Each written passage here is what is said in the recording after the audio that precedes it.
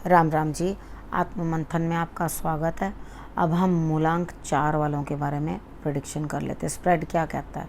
अच्छा कहता है तो आगे बढ़ जाओ, ईश्वर का शुक्रिया अदा कर लो। नेगेटिव कहता है तो मैं हूँ ना, आपको मोटिवेट कर रही हूँ, आपको समझा रही हूँ, आपको बता रही हूँ किस तरह से आपने आगे बढ़ना है। ठीक है, अब आपने करना क्या है? अब तो आपको उपाय भी बताती हूँ, गुरु मंत्र भी बताती हूँ, तो आपने सिर्फ मुझे फॉलो कर लेना है।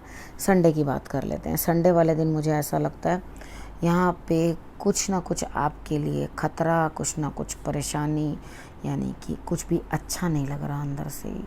कार्य में भी कुछ परेशानी आती हुई दिखाई देती है। कहीं ना कहीं कुछ ना कुछ आपके दिमाग के अंदर भी अलग ही खिचड़ी पकती हुई दिखाई देती है कि कुछ सोच विचार, परेशानी, कुछ ना कुछ आपके दिमाग के आसपास जो है वो चलती ही चली जा रही है। लेकिन यहाँ पर सिचुएशन किस तरह की है आपके लिए कि आपको इस चीज़ से बाहर निकलने की कोशिश करनी है, ना कि इसमें स्टक हो जाने की। आप यहाँ पर हर हाल में परेशान ही परेशान दिखाई दे रहे हैं, यानी कि दिमाग की उलझन है। आगे जाऊं कि पीछे जाऊं, इधर ये करूं कि वो करूं, ऐसा करूं कि वैसा करूं, यानी कि दो पाटन के बीच में साबूत बचाना कोई, यानी कि यहाँ पे दो चीज़ों के बीच में आप फंस के रह गए हैं। आपको जो है दिमाग उलझन में चला गया और कुछ सही मार्ग दिखाई नहीं पा रहा। मंडे की बात करते हैं। कोई ना कोई आएगा, आपका मित्र हो सकता है, कोई और हो सकता है, जो आपको खुशी का सबब दे जाएगा। ठीक है, पार्टी करो, ठीक, कुछ ना कुछ खाओ, कुछ ना कुछ पियो। उसके बाद ईश्वर को भी जो है 3 फ्रूट, 3 की मात्रा के अंदर चीज़ें जो है अर्पण कर देना, कुछ भी। ठीक है, जल भी हो सकता है 3 बार, मत्था भी टेक सकते हो 3 बार। उसके बाद कोई फ्रूट भी हो सकता है वो 3 बार, यानी कि 3 की जो काउंटिंग के अंदर है वो आप देने की कोशिश करोगे तो आपके लिए रिजल्ट्स जो है वो बेटर रहेंगे। उसके बाद आपने करना क्या है, थोड़ा सा अंतर ध्यान होना है। लेकिन अंतर ध्यान होने का मतलब ये नहीं है कि जो चले गए उन्हीं को ही याद करने में लग जाना है। अंतर ध्यान उनकी बातें सुनने, उनकी बातें जानने। असल में क्या है, इन चीज़ों में कुछ नहीं रखा। आपको एक्चुअली ये चीज़ समझनी चाहिए कि जो चला गया वो मुक्त होके गया। अगर आप ज़बरदस्ती उसे बांधते चले जा रहे हो, जो कि कार्ड्स दिखा रहे हैं, आप अपने साथ उसको ज़बरदस्ती, तो आप उसके लिए दुख का निमित्त बन रहे हो, यानी कि आप सामने वाले को दुख प्रदान कर रहे हो, सुख नहीं। ठीक है, उसके बाद बात कर लेते ट्यूसडे की। ट्यूसडे वाले दिन मुझे ऐसा लगता है यहाँ कुछ ना कुछ कहीं ना कहीं जो है आपके लिए इस तरह की स्थिति बनती हुई दिखाई देती है कि हार्डशिप्स बहुत, नई चीज़ का कोई जन्म होता हुआ, अकेलापन कुछ नया सिखा जाएगा। हार्डशिप्स तो हैं, बहुत मुश्किल है ये रास्ता, यानी कि मेडिटेशन का। ठीक है, यहाँ पे या कोई कार्य भी हो सकता है। ठीक है, तो यहाँ पर जो चीज़ें हैं बड़ी मुश्किल से प्राप्त होंगी, लेकिन यहाँ अकेलापन बहुत ज़्यादा है। शायद आपने सब्स्टिट्यूट के तौर पे किसी को यूज़ तो कर लिया, लेकिन वो आपके मन में रम नहीं पा रहा। ठीक है, तो यहाँ पर आपने करना क्या है, आपने सबसे पहले अपने आप को समझाना है कि आप चाहते क्या हैं, किस तरफ जाना चाहते हैं और क्या समझना चाहते हैं। पहले अकेले बैठो। ट्यूसडे वाले दिन बहुत समय है आपके पास, क्योंकि यहाँ बहुत एकांत है, अकेलापन है। ठीक है, तो इस अकेलेपन में पूछो कि एक्चुअली आपको क्या चाहिए, कौन है जो आपको खुश कर सकता है, कौन है जो आपको दुखी कर सकता है। तो ये संसार के जो बंधन है वो तो दुखी देकर जाते हैं। ठीक है, जो बात खरी है वो मैं वही बोल रही हूँ। वहाँ से तो कभी सुख की उम्मीद नहीं है। जितने मर्जी बंधन बांध लो, जो मर्जी कर लो, वो कहते हैं ना, ये मोह ममता अति दुखदाई, सदा रहे जीवों में समाई। ये सदा ही रहती है हम लोगों के अंदर।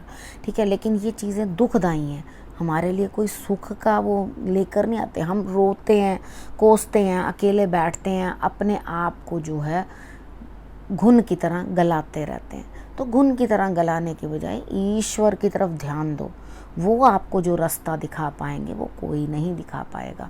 अब हम बात कर लेते हैं वेडनेसडे की। वेडनेसडे वाले दिन मुझे ऐसा लगता है यहाँ पर कहीं ना कहीं कुछ ना कुछ बैठे बिठाए आपके काम बनते हुए दिखाई देते हैं, यानी कि सब कुछ जो है बैठे बिठाए आपके सामने जो है हो जाएगा। लेकिन उसके बाद आपको यहाँ पर क्या महसूस होगा, इस तरह से कि जैसे आपको कोई अपना समझ ही नहीं रहा, आपको फिर भी परायेपन का एहसास कराया जा रहा है।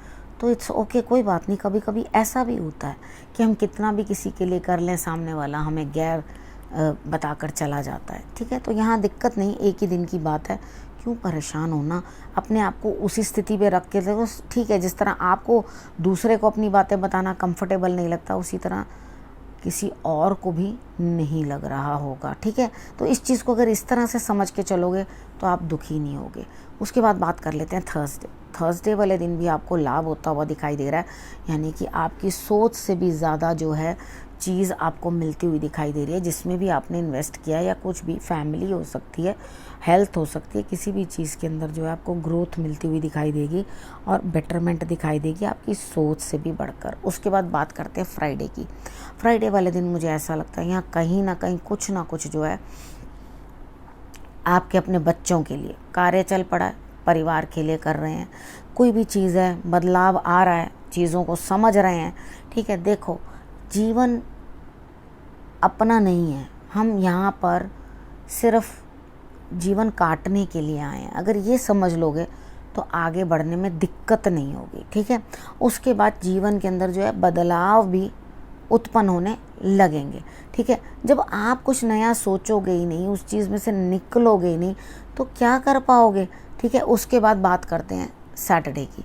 सैटरडे वाले दिन मुझे ऐसा लगता है कि यहाँ कहीं ना कहीं कुछ ना कुछ जो है आपके लिए इस तरह की स्थिति बनती हुई दिखाई देती है कि आपको ऐसा लगेगा दोबारा शुरू कर दूं नए सिरे से। मुझे पहले बहुत एहसास था कि मैं हूँ, मैं एग्जिस्ट करती हूँ या करता हूँ, ठीक है। लेकिन आज मुझे ऐसा एहसास होना बंद हो गया। तो क्यों ना मैं अपनी वही ही रूटीन, वही चीज़ें वापस से स्टार्ट करूं, एक नई ऊर्जा भरूं अपने जीवन के अंदर और एक नई एनर्जी भर के अपने काम को करने की कोशिश करूं, तो बहुत अच्छी चीज़ है। लेकिन इस समय में अपने आप को काफ़ी हल्का रखना, हल्का रखने का मतलब है बहुत सारी चीज़ें जब हम लेकर चलते हैं ना, साथ में सफ़र भी हो, उसमें भी हम ज़रूरत से ज़्यादा चीज़ें लेकर चलेंगे ना, तो सफ़र में इतनी चीज़ें संभालनी मुश्किल हो जाती हैं। तो यहाँ पर ज़रा थोड़ा सा अपना सामान हल्का करके चलना, यानी कि चीज़ों को थोड़ा कम करके या कम अपनी इच्छाएं लेकर आगे बढ़ना, ठीक है। बहुत सारी उम्मीदें या बहुत सारी इच्छाएं, वो चीज़ जब आगे रखोगे, मैंने तो इसके लिए ऐसा किया, मैंने तो उसके लिए वैसा किया, मैंने तो इसके लिए वैसा किया, अब वो भी मेरे साथ वैसे ही करे। इसी बात से मुझे याद आ गया, मुझे कोई मिला, उसने मुझसे जैसे बातचीत करते करते उसने मुझसे ये चीज़ बोली कि मैंने तो ये फ़लाँ, मेरा रिश्तेदार हॉस्पिटल में था तो मैंने उसके लिए 10-10 दिन जाके वहाँ काटे, ये फलाना ये था, वो मेरा बीमार हुआ था इस सन में, तो मैंने इसके लिए बहुत कुछ किया, मैंने जा के इसके घर में इसके बच्चों को स्कूल भेजा, इसके लिए बहुत मेहनत की, मैंने तो सबकी मदद की, मेरी मदद को कोई नहीं आ रहा। तो मैंने कहा, क्या आप बीमार हो? नहीं। क्या आपको किसी चीज़ की आवश्यकता है? हाँ, मुझे धन की आवश्यकता है। मैंने कहा, कोई बात नहीं, धन की आवश्यकता के लिए कोई आगे नहीं आ रहा तो कोई बात नहीं। अगर आप ये ब्लेसिंग मांग रहे हो कि मैंने तो बीमार की सेवा की, तो मेरी किसी ने नहीं की, या मेरे लिए कौन आ रहा है, तो यहाँ पर आप अपनी एनर्जी से, कुदरत से, यूनिवर्स से ये मांग रहे हो कि भाई मैं भी बीमार पड़ूं और लोग मेरी सेवा को आएँ। कहे भैया मैं सेवा करता रहूं, मुझे परमात्मा ना करे मैं अपने हाथ पैर पे जाऊं, मुझे किसी की सेवा की ज़रूरत ना पड़े, ठीक है। तो जब ये सोच करके आप अपने कार्य को आगे बढ़ाओगे ना या करोगे, तो ये एहसान जता के आपको ईश्वर ने चुना किसी के काम को करने के लिए, उसकी बेहतरी करने के लिए आप आगे आए और उनके लिए आपने आगे बढ़ के कार्य किया, ठीक है। तो ये उन्होंने आपको चुना, उसके लिए शुक्रगुजार हो, उस चीज़ के लिए वापस उस चीज़ को रिटर्न में पाने की कोशिश मत करो, ठीक है। समझ आई? अब आ जाते हैं गुरु मंत्र पे। देखो, अब यहाँ भी आपको ईश्वर क्या समझा रहे हैं, अब गुरु आपको क्या समझाने की कोशिश कर रहे हैं। यहाँ पर वो कह रहे हैं कि जो आपके इमोशंस है ना अंदर से, वो इस समय में बहुत ज़्यादा, देखो वही चीज़ पकड़ के मैंने भी आपको यही सेम बताया।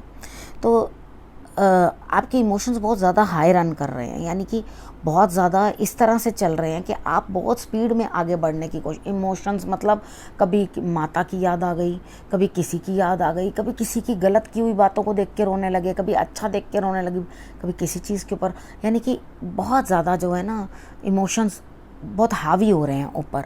तो यहाँ पे करना क्या है, ईश्वर को समझो, ईश्वर की तरफ बढ़ो, और ये जितने इमोशंस उमड़ रहे हैं ना ये वहाँ उड़ेल दो, ठीक है। क्योंकि उन्होंने आप सबको जो है एक माला की तरह पिरो के रखा है, ठीक है। ईश्वर ने आपको एक एक धागे में, एक धागे के अंदर एक एक मोती को पिरो के अपने गले में डाल रखा है। तो एक भी मोती खींचेगा, तनेगा, परेशान होगा तो उसकी परेशानी ईश्वर को भी होती है। वो खुश नहीं होते आपकी तकलीफ़ से, ठीक है। वो हमेशा चाहते हैं आप सुखी रहो और आप खुश रहो, लेकिन हम लोग क्या करते हैं, समझ ही नहीं पाते, अपने आप को ज़बरदस्ती का दुख में, परेशानी में घेरते चले जाते हैं, ठीक है। तो जितना अपना यहाँ पे थोड़ा रखोगे ना अपना सिस्टम, जिसको कहते हैं उम्मीदें या चीज़ें, ज़रूरतें, उन सबको जितना कम लिमिटेड रखोगे ना, उतना ज़्यादा आप अच्छे से चीज़ों को समझ पाओगे, उन चीज़ों की भी कदर कर पाओगे और उसके बाद आगे भी बढ़ पाओगे, ठीक है ना। तो यहाँ पर अपने जो मैंने आपको सजेशंस दिए हैं बस वही आपने समझ लेनी है और वही आपने करना है। इस हफ्ते में हो सके तो गाय की सेवा करना बिल्कुल भी मत भूलना। जिस दिन आपको समय मिले, मैं कोई भी दिन नहीं बोलती हूँ गाय की सेवा करने के लिए, किसी भी दिन, ठीक है। ये नहीं होना चाहिए गाय के लिए एक दिन पार्टी हो जाए और बाकी दिन बेचारी भूखी रहे, ठीक है। तो आपको जो दिन अच्छा लगता है आप उस दिन जाओ और गाय की सेवा करो, ठीक है। अब इस विषय को यहीं करते हैं समाप्त, अगले हफ्ते फिर से मिलेंगे, तब तक के लिए नमस्कार।